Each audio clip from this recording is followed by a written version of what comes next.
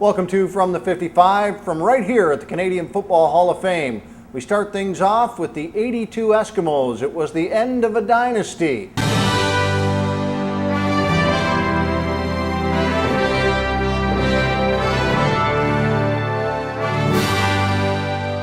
The 1982 Eskimos captured 5 straight Grey Cup championships with a 32-16 win over the Toronto Argonauts at Exhibition Stadium. If you want to talk great dynasties of all time, in all of sports, you have to mention the Edmonton Eskimos. The road to an unprecedented 6th straight Grey Cup appearance and 5th consecutive title wasn't easy for the Edmonton Eskimos, who began the regular season 3-5 and were in jeopardy of missing the playoffs altogether. But the greatest football dynasty in Canadian history continued as the Eskimos reeled off 10 straight wins, including a historic victory over the Toronto Argonauts in the national final. Despite the Argos having the home field advantage, it was Edmonton who struck first when Dave Cutler booted the first of his 4 field goals. But the Exhibition Stadium crowd got into a frenzy minutes later when Toronto's Emmanuel Tolbert took a short swing pass and turned it into an 84-yard touchdown. The defending champs regained the lead on the opening play in the second quarter when Warren Moon rolled to his left and hit Hall of Famer Brian Kelly with a 16-yard touchdown pass. But Toronto struck again when Terry Greer made a 10-yard score of his own.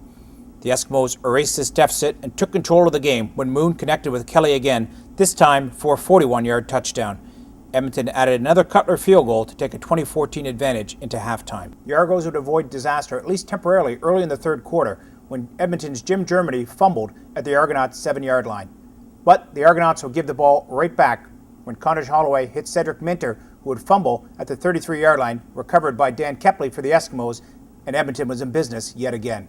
9 plays later, Neil Lumsden would score on a 1-yard touchdown run, which gave the Eskimos a 26-14 lead. It was too much for the Argos to overcome. Edmonton added 2 field goals in the final quarter, while Toronto received a safety conceded by the Eskimos. Warren Moon named the game's top player as he completed 21 of 33 passes for 319 yards, despite having to throw in wretched conditions in freezing rain at Exhibition Stadium. Head coach Hugh Campbell, who had guided them to 6 straight appearances in the Grey Cup championship game, was leaving the Eskimos to head to the United States Football League to coach the Los Angeles Express. For the Eskimos, an incredible run of 9 Grey Cup appearances in 10 seasons, unprecedented, would come to an end, and they would next return to the Grey Cup game in 1987. I'm Norm Miller, and this is Teams of All Time. It used to be that Canadian kids, it was an anomaly, them going to the NFL. Now, there's a lot of players to talk about. This week, Todd, on Don and Dirty, I wanted to talk about the NFL, eh? Oh no, I'm not making fun of other Canadians. What I want to talk about in particular is 4 Canadians who are trying to earn jobs with NFL teams. The San Diego Chargers drafted Von Martin last year out of the University of Western Ontario, and at 6'2", 270, Martin got a lot of playing time last year for the Chargers and looks to figure prominently in their front 4 for the next probably 5 or 6 years to come. That's Von Martin out of the University of Western Ontario.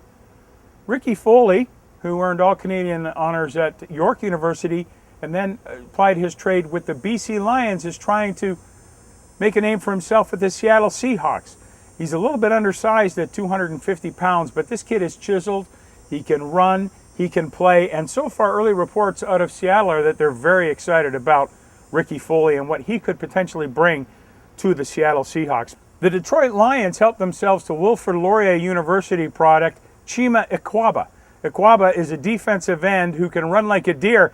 Now, the word has it from some coaches that I've talked to that he's probably going to have a little bit of difficulty when they get into the physical aspects of the game, but this is a kid who could probably make an impact on special teams. And way across in Breslau, Ohio, home of the Cleveland Browns training camp, is Joel Renders. Renders was a project at the University of Waterloo. He was a basketball player who ran into Coach Dennis McPhee, got talked into coming out to football, turned his size and his speed and his great footwork into a stellar offensive line career, showed very well at the CFL's free agent camp in the spring, but signed a contract with the Cleveland Browns. So it seems increasingly year after year that the NFL is finding football talent in a lot of different places. They're overturning some real diamonds in the rough, and let's hope they found 4 that can play right here in Canada. Scouring the fields across Canada is Troy Islikar. Troy? Thanks, Todd. I've scoured all over the country looking for tape on our best football players out there, and I think I found one. Let's meet this week's player.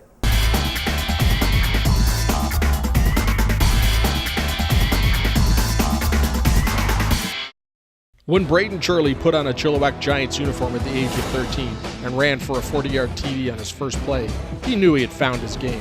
However, living in an area of BC synonymous with developing outstanding quarterbacks, he also knew it was going to take a lot of hard work to get to the versatile athlete we see today. At 6'1" and 180 pounds, Braden is known for his pro passing style abilities and intelligence for the game. Playing for W.J. Mowat High School in nearby Abbotsford, BC, he was part of a provincial championship team in 2008. Braden capped off his season that year by engineering a 4-play TD drive late in the championship game that started from their own 5-yard line. With every elite-level athlete, there's always going to be bumps in the road.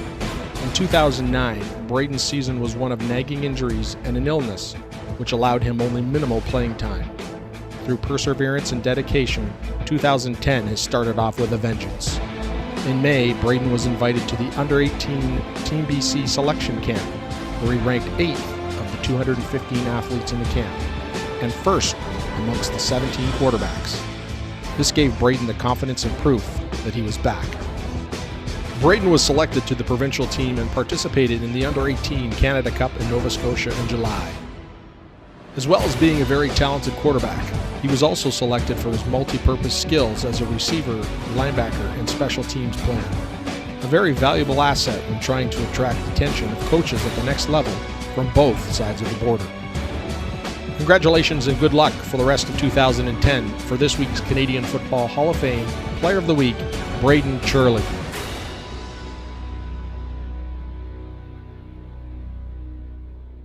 If you know someone who deserves to be this week's Canadian Football Hall of Fame Player of the Week, email us at fromthe55player@cogerco.ca.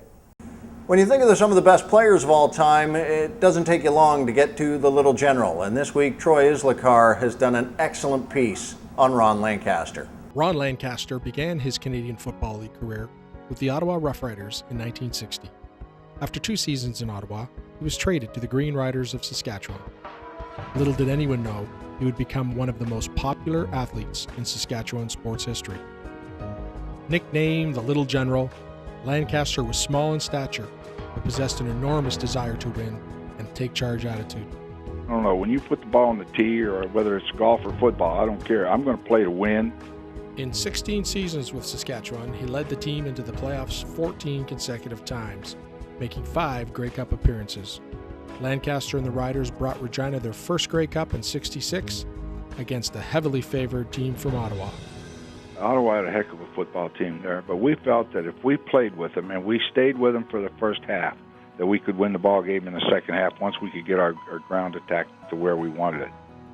Although Lancaster always put the team first, his individual stats were nothing short of astounding.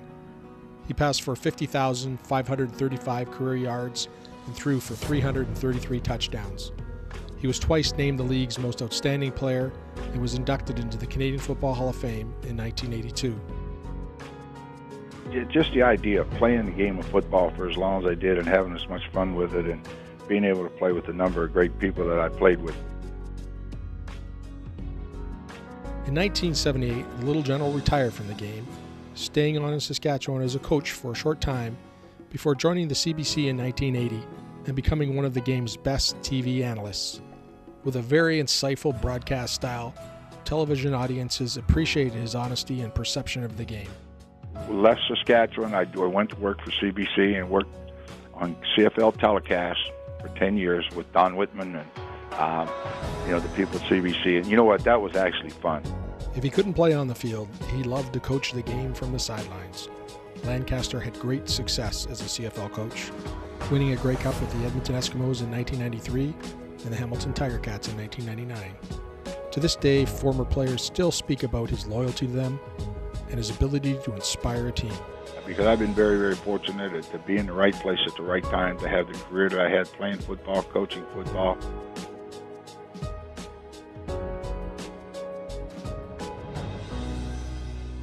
Thanks for watching From the 55. We'll have more as the weeks of the football season continue on, right here on the Hall of Fame website.